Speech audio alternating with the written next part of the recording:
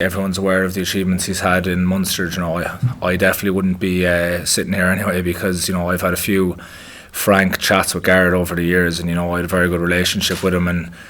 he used to always tell me that I want it all now when I was a young fella. And there's probably a few decisions I could have made in my career, maybe when I wasn't playing as much, and I was a bit impatient and a bit immature, that he set me straight, and I stayed with Munster. And obviously I'm really grateful for I've got over 100 caps now, and I've represented my country, which was an unbelievable honour for me. So if it wasn't for Garrett, I'm 100% sure I wouldn't be sitting here anyway, and we probably wouldn't be in this unbelievable facility, and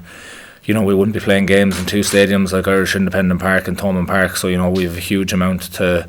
thank Garrett for. But I think primarily yesterday was good for us as a squad to be able to get together and just show our support, because primarily he was a CEO with us, and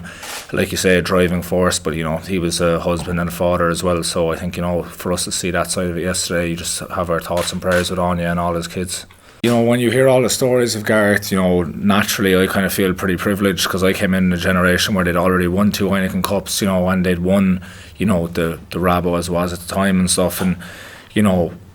maybe guys in my generation didn't have as much of an appreciation for, I saw Rog had a tweet saying that, he changed the landscape for, Irish rugby players, and he did, and that was the landscape I came into, which is brilliant, and that's the standard he set. And you hear the kind of funny anecdotes about, when things were turning professional, how he managed that, and, how honest a guy he was. And, I think Niall said yesterday at the funeral mass, he was honest even if he didn't want to hear it, and that was the brilliant thing about him. So I think, he did change that landscape, and I think, reflecting, it's probably, my generation probably were a bit spoiled in the environment he created for us to come into.